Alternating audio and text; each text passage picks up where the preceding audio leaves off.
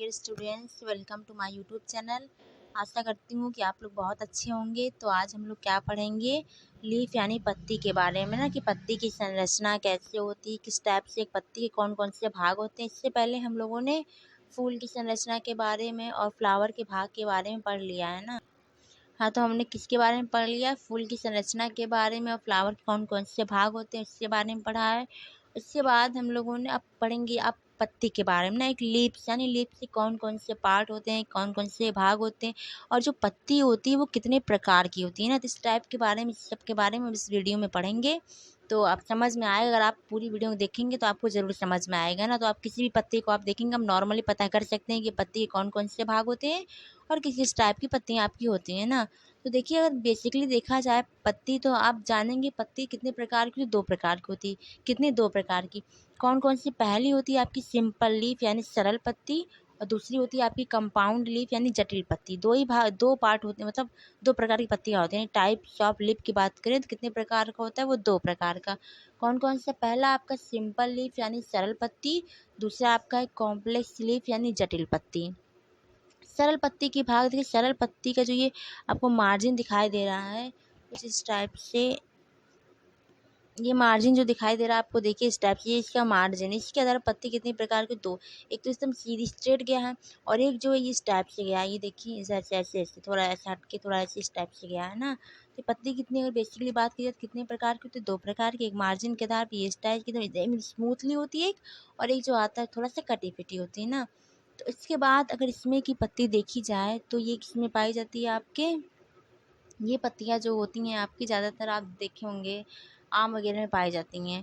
और ये वाली जो पत्ती है गुलाब में दिखाई देगा आपको, हिबिस्कस यानी गुड़हल में दिखाई देगा। तो ऐसे ही होता है। उसके बाद कंपाउंड की बात की जाए, कंपाउंड लीफ यानी जटिल पत्ती ना। तो जटिल पत्ती देखिए, ये आपका क्या है, जटिल पत्ती के बारे में। कौन सी पत्ती है ये, जटिल पत्ती, जिसमें क्या होता है मार्जिन, जिससे पता चला आपको कि ये जो मार्जिन है आपका वो किसमें चेंज होता जा रहा है, धीमे धीमे चेंज होकर इस टाइप से ऐसे ऐसे चेंज हो गया। ऐसे आप उसमें देखेंगे, आंवला में देखेंगे तो आपको आंवला की पत्ती इस टाइप से दिखाई देगी ना।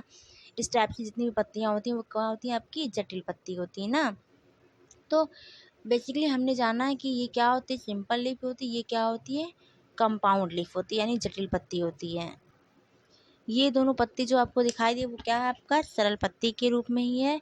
और ये जो आपको दिखाई दी वो क्या है, जटिल पत्ती, यानी जो आपका इसका लेफलेट आपको दिखाई टच हो रहा है, एकदम मिड लीफ जो गया उससे टच हो रहा है।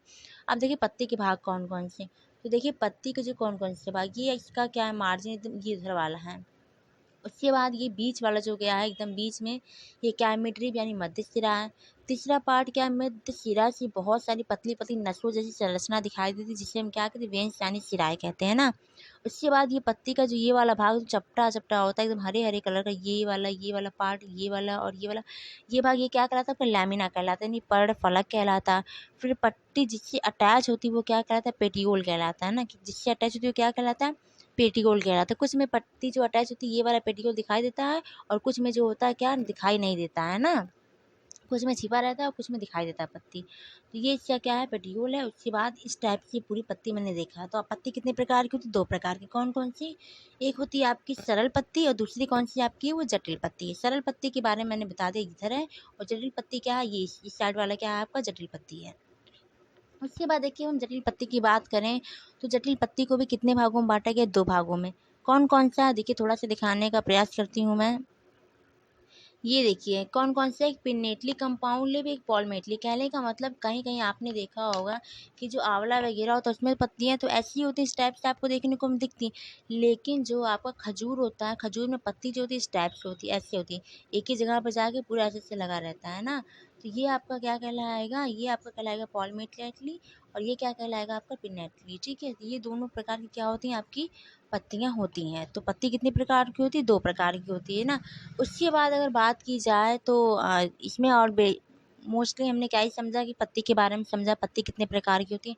अगर आप देखना चाहेंगे तो अच्छे से देख सकते हैं, लेकिन इसके लिए प्रैक्टिकल करना है, क्योंकि जो चीज़ें आप अच्छे से समझते हैं, जो प्रैक्टिकल करते हैं, वो चीज़ें ज़्यादा अच्छे से समझ में आती है ना। तो पत्ती को आप लेके अगर देखेंगे तो आपको चीज़ें क्या होंगी, एकदम क्लियर होंगी।